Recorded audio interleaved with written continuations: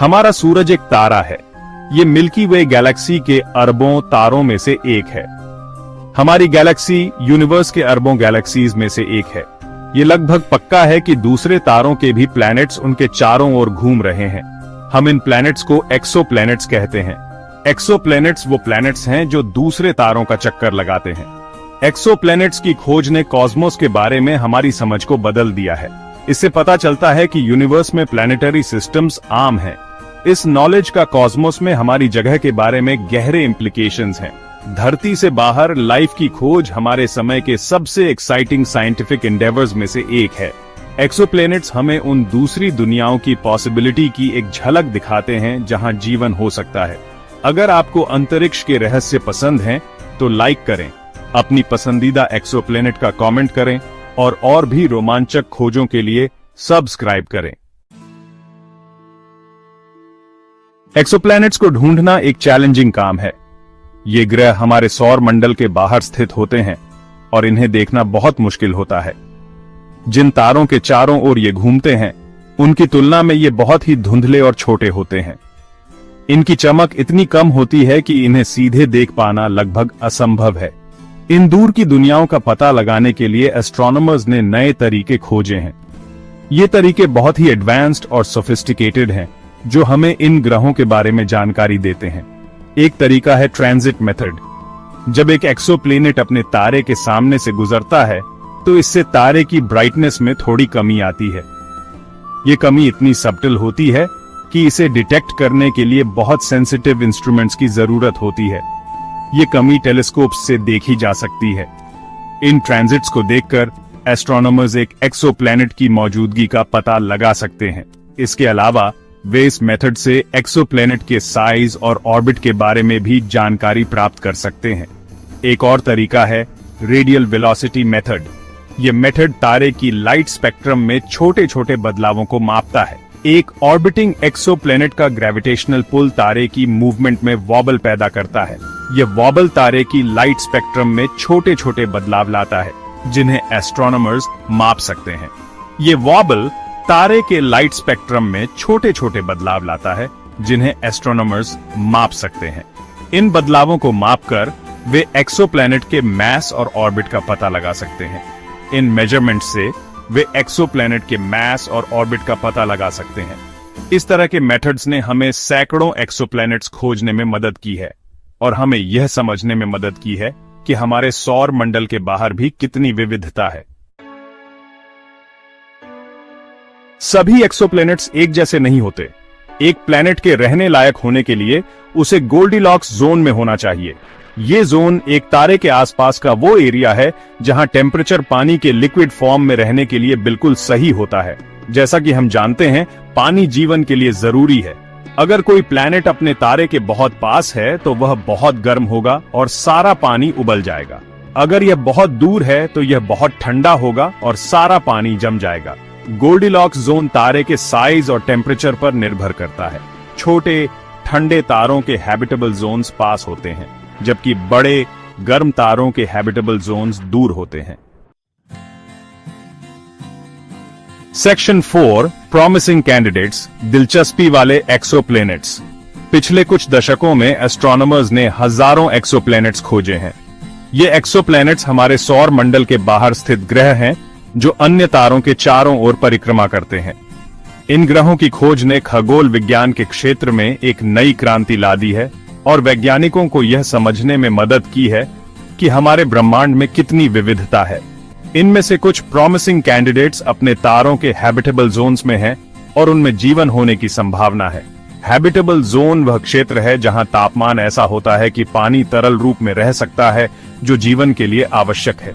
इन ग्रहों पर जीवन की संभावना ने वैज्ञानिकों और आम जनता दोनों में ही उत्सुकता और रोमांच पैदा कर दिया है। ऐसा ही एक एक्सोप्लैनेट है प्रॉक्सिमा सेंटोरी बी। यह हमारे सूरज के सबसे नजदीकी तारे प्रॉक्सिमा सेंटोरी का चक्कर लगाता है। प्रॉक्सिमा सेंटोरी एक लाल बौना तारा है जो पृथ्वी से लगभग 4.24 प्रकाश वर्ष दूर स्थित है। प्रॉक्सिमा सेंटोरी बी की खोज 2016 में हुई थी और तब से यह वैज्ञानिकों के लिए एक महत्वपूर्ण अध्ययन का विषय बना हुआ है। यह एक्सोप्लैनेट धरती से थोड़ा बड़ा है और प्रॉक्सिमा सेंटोरी के हैबिटेबल जोन में है। इसका मतलब है कि यहाँ पर तापमान ऐसा हो सकता है कि पानी तरल रूप में रह सके। वैज्ञानिकों का मानना है कि प्रॉक्सिमा सेंटोरी बी पर जीवन के लिए अनुकूल परिस्थितियां हो सकती हैं, लेकिन इसके लिए और अधिक अध्ययन की आवश्यकता है। धरती से इसकी नजदीकी इसे फ्यूचर ऑब्जर्वेशंस और स्टडीज के लिए एक प्राइम टारगेट बनाती है। प्रॉक्सिमा सेंटोरी बी की नजदीकी के कारण वैज्ञानिक इसे और अधिक विस्तार से अध्ययन करने की योजना बना रहे हैं। इसके वातावरण, सतह की संरचना और संभावित जीवन के संकेतों की खोज के लिए नई तकनीकों और उपकरणों का उपयोग किया जाएगा। एक और दिलचस्प एक्सोप्लैनेट है केपलर 186f। केपलर 186f की खोज 2014 में नासा के केपलर स्पेस टेलीस्कोप द्वारा की गई थी। यह ग्रह केपलर 186 नामक तारे के चारों ओर परिक्रमा करता है, जो पृथ्वी से लगभग 500 प्रकाश वर्ष दूर स्थित है।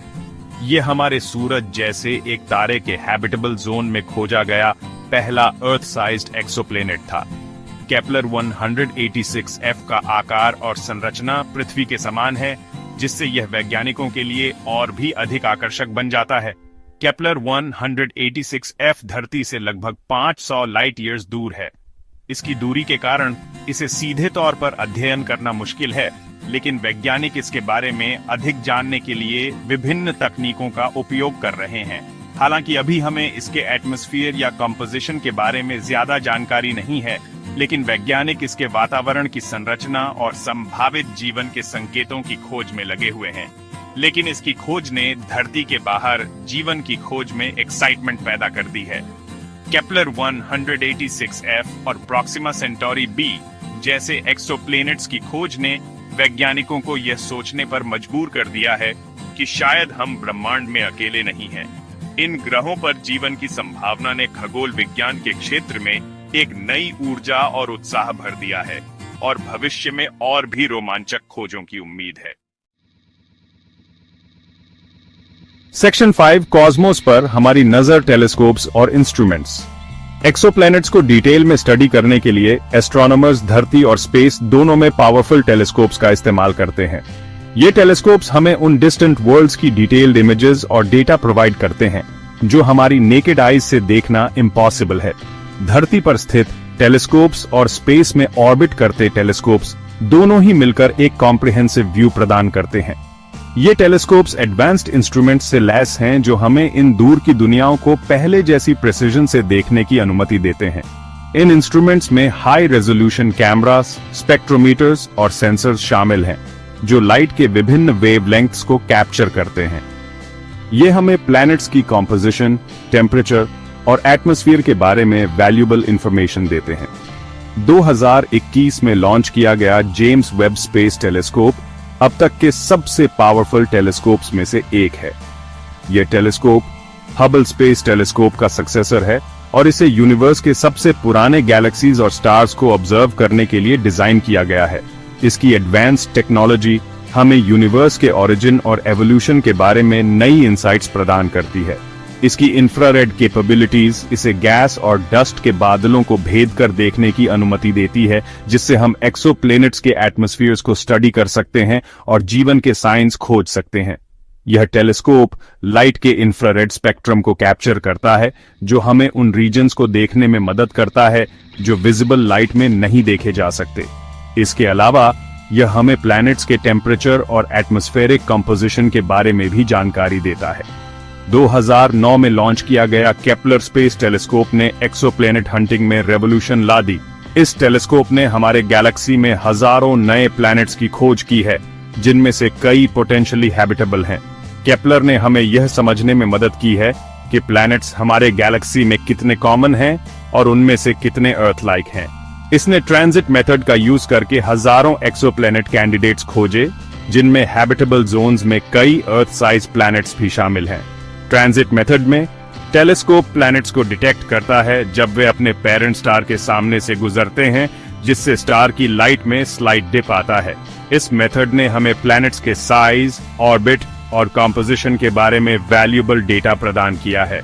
केपलर की डिस्कवरीज ने हमें यह समझने में मदद की है कि पोटेंशियली हैबिटेबल प्लैनेट्स की संख्या हमारी सोच से कहीं अधिक हो सकती है। सेक्शन 6 इंटरस्टेलर एक्सप्लोरेशन की चुनौतियां। हालांकि एक्सोप्लैनेट्स को स्टडी करने में कई चैलेंजेस हैं। बहुत ज्यादा दूरी की वजह से डायरेक्ट इमेजिंग बहुत मुश्किल है। एक्सोप्लैनेट्स धुंधले भी होते हैं और अपने होस्ट स्टार्स की रोशनी में आसानी से छिप जाते हैं। इसके अलावा प्लैनेटरी फॉर्मेशन और हैबिटेबिलिटी के बारे में हमारी समझ सीमित है। हम अभी भी उन अलग अलग कंडीशंस के बारे में सीख रहे हैं जो दूसरी दुनियाओं में हो सकती हैं। इन चैलेंजेस के बावजूद एस्ट्रोनॉमर्स और इंजीनियर्स इन ऑब्स्टिकल्स को दूर करने और एक्सोप्लैनेट एक्सप्लोरेशन की सीमाओं को आगे बढ़ाने के लिए नई टेक्नोलॉजीज और टेक्निक्स डेवलप कर रहे हैं। क्या आपको लगता है कि हम अपने जीवन काल में एलियन जीवन की खोज कर पाएंगे? नीचे अपने विचार साझा करें।